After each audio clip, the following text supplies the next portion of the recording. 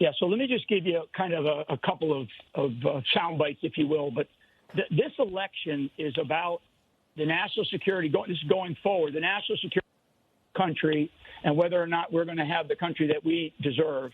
It's about economic prosperity, and it's about the saving or the protecting of our constitutional rights, especially as we are observing this outrageous election process.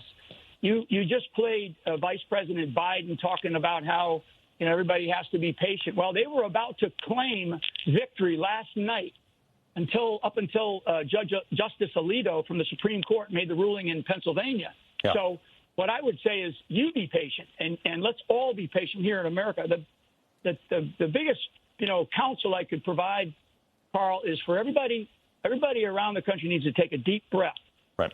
On the battlefield, and you know this, Carl, from your experience, fighting alongside of us in Iraq and Afghanistan, that we always have to take the harder right path, which is a tougher path, versus taking what I call the easier wrong path, which is always the wrong path. It's never the easier path is never the right path, mm-hmm. And the easier path for the current administration would be to just give in. And we cannot give in based on what we have seen already and the evidence that has already been brought to light, particularly this mess up in Michigan with this Dominion software. That's just it's outrageous that one county, and I guess they have 47 counties that this software is in, and now come to find out it's in as many as 30 states. So. Right. So there has to be an investigation. There has to be a slowdown. Everybody has to slow down and take a deep breath because of the things that we need in this country going forward. Is we need, and the president has said this, I think, in his great statement. We have to have trust. We have to have transparency. Americans are resilient people. We can withstand the weight that we are in right now. There's going to be a lot of gnashing of teeth, obviously. This is bigger than the presidency. This is bigger than Donald Trump. This is bigger than President Donald J. Trump, than Vice President Biden. Much bigger. This is the presidency of the United States of America. It's the Constitution of the United States of America. It's the process that we have had for almost 250 years. And my last point, Carl, and I'll shut up here for a second, is pressure by the media to call this election is totally irresponsible. Yeah. No, I could not echo your sentiments anymore, General. One of the things is you obviously ran the intelligence community. You were in the White House for a while. This is something you have seen the inner bowels of the innermost workings of D.C., of the Intelligence Committee, and dare I say deep state. So what concerns you most? And I know you're going through your own legal process right now that I don't want to touch on out of respect for that. But what concerns you most about the process you're seeing right now and how it's being played out? Yeah, so that's a great question. What I have observed in my time in Washington, D.C., and frankly, it really wasn't that long. I wasn't in Washington, D.C. that many years as a general officer, as a political person, obviously. But I would tell you that what I know and what I have seen are the deep-seated and the deep levels of corruption in our government. And it's sad and it's heartbreaking, but I have seen that. I have observed it. I know of it. And we are seeing the American public, they saw it over the last 4 years with the whole Russia, the impeachment, all the things that we know about. And what the American people are seeing is that we have a problem in Washington, D.C., and Washington, D.C. is not going to fix the problem. Right. The problem will only be fixed. It will only be fixed by an awake America of patriots that we have seen around the country.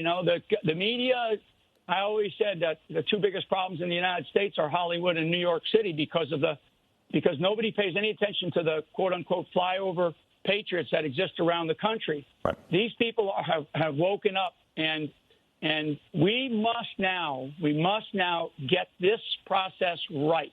Yeah. If we do not get this process right, then we're not going to have a country.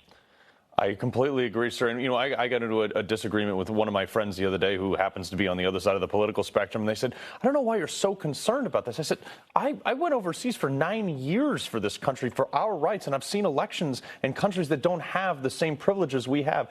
And, sir, dare I say that if we allow to succumb to questionable elections, do we have a country left? Yeah. So I was involved directly in the elections in Iraq. Remember, for the listeners, your viewers, they will remember the pictures of the people with the blue fingerprints. They went and voted, Yep. right? And it was a big deal. So I was directly involved in that, and I was directly, even more so, involved in the elections in Afghanistan. We were proud, the American military and the international community in Afghanistan, we were proud of the way we ran a free and fair election process in two countries while we were in combat. And right. I can sit here today and tell you and your viewers that was a point of pride certainly for us who were responsible for running those elections. And they were not without challenges, but they were free and fair. And the people of those countries felt very upbeat about what happened. And so why can't we do that here in this country? And I won't rehash all the things that other commentators have said about, why is Florida, which has 2 time zones, lots of people able to get their stuff knocked out by 10 o'clock at night, and you don't have North Carolina, Georgia. I mean, all of the stuff that we're seeing unfolding. What I think is happening is there is an unraveling, and my belief is that the technical side of this election, so the electronic voting is there's probably some problems there, and they're going to find those out. Michigan is one of the examples. Yep. And I think that what happened was when the votes didn't get to the numbers that they needed, now we come in with the mail-in ballots. And I strongly believe that they are going to find mail-in ballot problems like we already have seen that were after the fact to get to the numbers to achieve a victory. That's what we don't need. I pray that I'm wrong. But that's my gut following a lot of information and a lot of insight and a lot of the things going on and from some very smart people who watch this stuff all the time, who aren't necessarily one of the big political pundits on TV who come on and they don't really know anything. Right. I'll go back to the beginning, Carl, and I'll stop. This is about our national security. This is about our economic prosperity. And this is about our constitutional rights. If we don't get this election right, we lose in all 3 of those cases. No, I completely agree, sir. And I remember some of those elections over in Iraq where people under threat of death in some cases turned out to vote in 90% margins. And here in America, 60, 70, maybe 80% turnout here. It's shocking that the rights we have that we, A, aren't being honored with, and B, are grossly overlooked. Now, I want to go into something. Your lawyer, Sidney Powell, has been involved with this legal effort. Can you talk a little bit about her involvement with that at all, and how that maybe helps or hurts your case? Well, I think that here's how I would just state it. I believe that every American that's out there that feels like they have an ability to help the country overcome what is clearly a problematic presidential election, they need to step up. And even in my case, where I am still sort of in limbo, waiting on a final decision, which I think we'll get. Any American that has an ability to be able to help, they need to step up and help instead of back there wringing their hands and gnashing their teeth and saying, well, they should do this, they should do that.